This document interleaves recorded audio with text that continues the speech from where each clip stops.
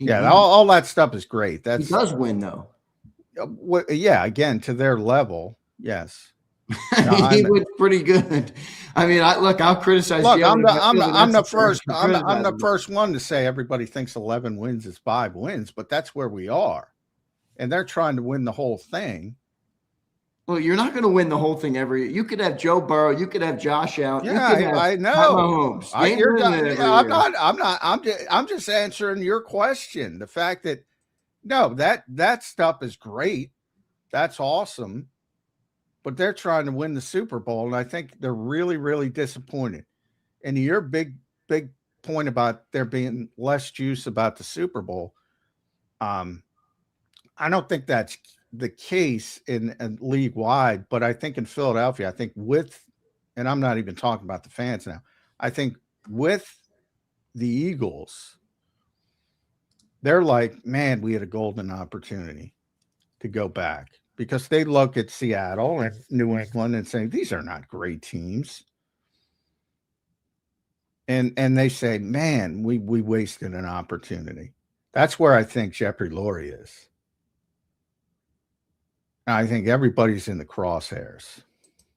Everybody, including the quarterback.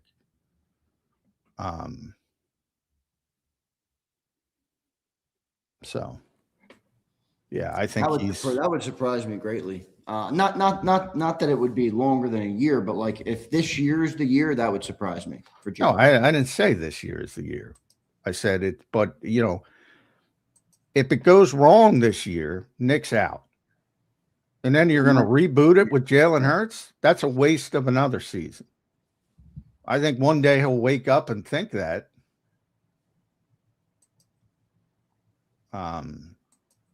So, they've highlighted to everybody basically that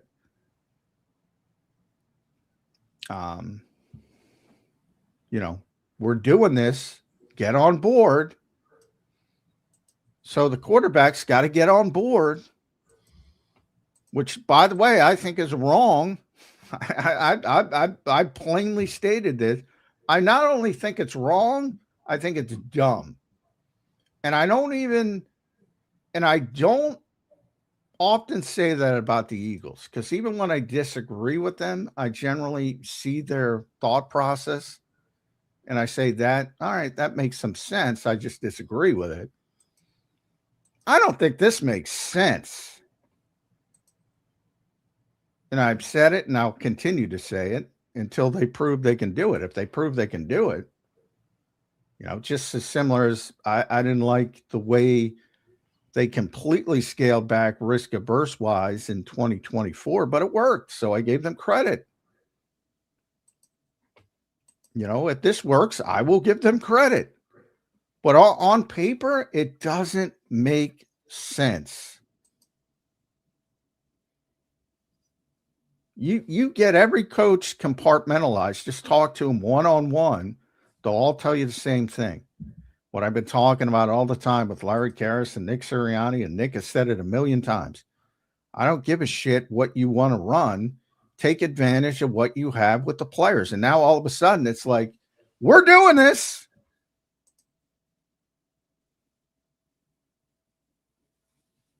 How does that make sense to anybody? Well, because it feels to me that the reason that I wondered if it's Nick leading the charge, and I always knew that what the owner liked and desired, but I do think Nick feels like it's basically you're almost like your days are numbered, and it's like I can back myself into the corner with the same offense, which feels like it's condensing in the pipe. The pipe feels like it's going to burst. There's not a lot of ways to go. Feels like defenses have figured out what they're trying to do. Take away the deep pass, and you can stack the box. Take away the run game. They're not all that prolific of an offense outside of that. They're very risk averse. They're not the hardest offense to slow down for defenses. So I think Nick was more looking at it like, well, I'm going to get fired either way. Let me at least extend, try and get to the big oak tree. We're the small little tree that only one team plays our way. The oak tree is the NFL, where everybody's hiring the McVay and the Shanahan and the offenses and all of these spread stuff. Every team wants to play like that. So I think Nick is trying to look at it like, if I can get to that, at least the boom potential of that is a lot higher than the boom potential of my offense, which where I just reached the Super Bowl, people still hated it. I just won the Super Bowl. People still hated it. Yeah, but that's what, I'm like, I would, and it's easier said than done, and you can't do it because it's a public facing industry and your owner's not on board. I mean, that's the problem. Like I bring this up all the time. It's like, all right, you want to be like everybody else, then it becomes who's best at that. Are you going to be better at this than Kyle Shanahan? Not even close. You'll be lucky to be in anywhere in his ballpark. Exactly. So why not try, as Howie said, to zig when everybody else is zagging? That's how they won. Now it becomes who does it best. Are you going to be better? The margins were small enough to be, But they won. They won, but that would be now two seasons ago going into this year. Are you going to be better at this than Sean McVay? No, I don't think so. But do you have a better roster than Sean McVay? Can you do the other things better than Sean McVay that boost your chances? Well, they already have. They already have. But I kind of look at the framework as very ordinary, and I try to hammer that word because if it gets back to Jeffrey, it'll hit him hard. He doesn't want to be ordinary, and he's fucking ordinary when it comes. Oh, he's listening. He's listening. When it comes to this kind of stuff, he is ordinary. He is just not forward thinking.